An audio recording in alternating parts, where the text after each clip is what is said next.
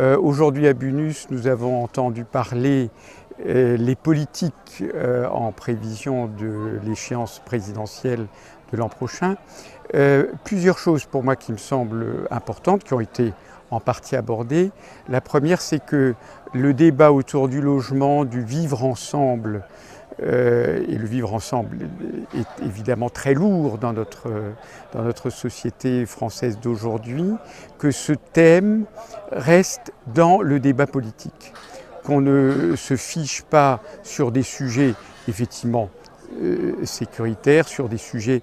strictement sociaux ou strictement économiques, mais qu'on ait aussi cette vision de la ville, cette vision de l'habitat,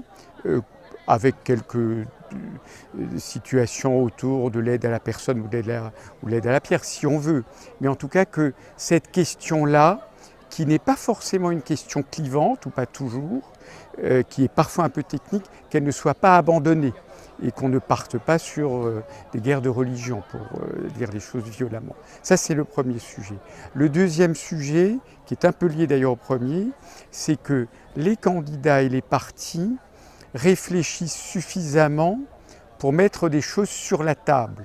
des stratégies sur la table, et n'improvisent pas,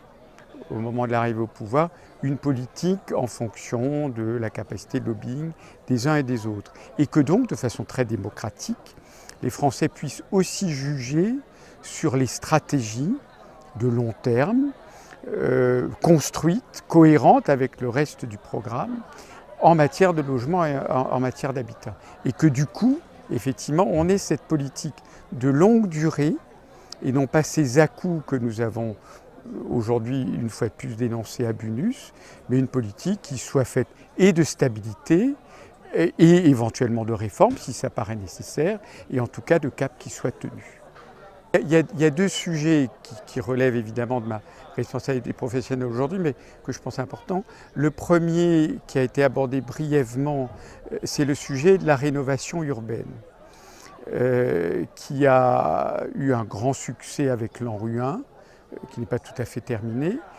qui coûte évidemment beaucoup d'argent, mais qui est une vraie façon de recréer un tissu urbain, un tissu social, dans quand même 10% du territoire national, en tout cas qui concerne 10% de la population. Et là, j'avoue être resté un peu sur ma faim, entre une défense, je comprends parfaitement et à laquelle j'adhère plutôt, de ma gauche en quelque sorte du Parti communiste, et une très grande réticence à la dépense publique de la part des Républicains. On n'est pas allé dans la problématique d'une rénovation urbaine qui refait la ville dans des quartiers où effectivement les handicaps se cumulent. Ça, c'est un premier point sur lequel j'aimerais bien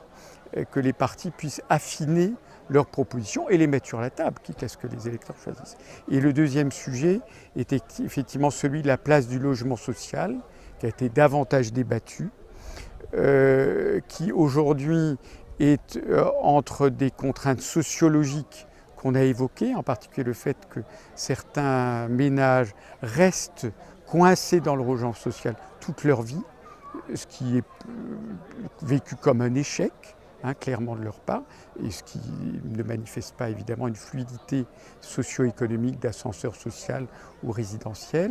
Donc premier sujet très lourd du logement social qui doit gérer ça, et deuxième sujet en effet qui est une contrainte financière